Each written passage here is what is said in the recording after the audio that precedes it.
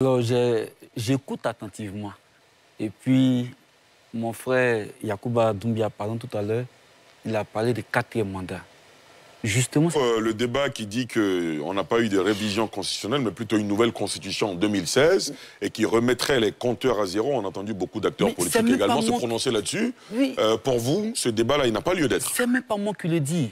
Et je vais encore paraphraser mon frère Yacouba Doumbia, qui dit que dans ce pays, il faut que les gens apprennent à assumer leurs responsabilités. Quand un ministre de la Justice se retrouve devant un Parlement et dit de façon technique, il est impossible pour le chef de l'État d'être candidat à un 3e mandat et qu'on vienne nous dire après qu'il s'amusait et plaisantait. Mais attends, vous voulez comprendre ça comment? Quand le site de la présidence de la République dit, dans une attitude très dolosive, donc nocive, est-ce que cette 3e République permet que le chef de l'État puisse remplir un 3e mandat? Et ils écrivent en gros caractère non.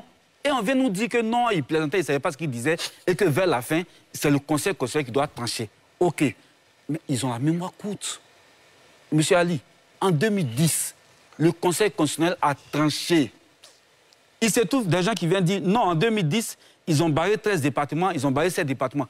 Mais les avis ou les actes du Conseil constitutionnel sont censés être insusceptibles de tout recours. Mais quand vous revenez sur ce que le Conseil constitutionnel a dit en 2010, et puis vous êtes étonné qu'on revienne sur ce que le Conseil constitutionnel a dit en 2020, nous disons, et ça c'est pas nous qui le disons, hein, c'est le ministre Cissé Ibrahima Bakongo, qui est rédacteur de la Constitution, que M. Alassane Ouattara ne peut pas se représenter pour un 4e mandat. Maintenant, qu'ils veulent violer la Constitution, c'est leur droit. Mais il est de notre devoir, dans une posture de principe, de dire ça, c'est un viol de la Constitution, ils ne sont pas d'accord. C'est ce que nous faisons. Ali, s'il te plaît. C'est ce que nous faisons, tout simplement. Alors, nous ne sommes pas d'accord pour un 4e mandat. Nous ne sommes pas d'accord pour un 4e mandat qui est un énième viol de la Constitution. Mais nous ne sommes pas surpris que le RHDP demande que le président Alassane Ouattara viole la Constitution. Je l'ai dit tout à l'heure, la direction du RHDP elle-même est forclose. Et les arguments qui sont avancés ici, c'est qu'il y avait la CAN, donc ils ne pourraient pas se conformer à la loi. Mais ils sont toujours dans des prétextes pour ne pas se conformer à la loi. Ils sont toujours dans des arguments pour ne pas se conformer strictement à la loi. Nous demandons qu'un État se gère avec la loi, qui respecte la loi tout simplement. Allez, mais moi, ça sera ma dernière intervention sur le sujet. Après, je parle même plus. Je pense qu'il faut arrêter de... Tu sais, on a des jeunes frères, des gens qui regardent cette émission, hein, qui ont envie de comprendre, qui ont envie de connaître. Donc, on ne peut pas dire des choses qui ne sont pas vraies. La légalité, là, dans tous les pays du monde, elle est donnée pas par le site de la présidence de la République, pas par le ministre de la Justice, pas par le président de la République. C'est ça qui est important. On parle ici de légalité. Est-ce qu'il en a le droit? Ce n'est pas le ministre de la Justice qui donne le droit constitutionnel. Ce n'est pas le site de la présidence. Donc quand tu mobilises tout cela, tu peux tomber dans la légitimité, dans la cohérence, dans ce que tu veux. Moi, je n'ai pas de problème avec ça. Hein. Mais dans la légalité seulement, tu ne peux pas tomber dedans. Parce que la personne, que nous tous, parce que quand on parle de respect de la Constitution, c'est respecter les institutions du pays et leurs prérogatives. Et l'institution qui est chargée de donner la légalité, c'est le Conseil constitutionnel. Voilà pourquoi je dis à Dr Yoboué qu'il a tranché. Il n'y a pas deux façons de trancher. On lui a posé la question.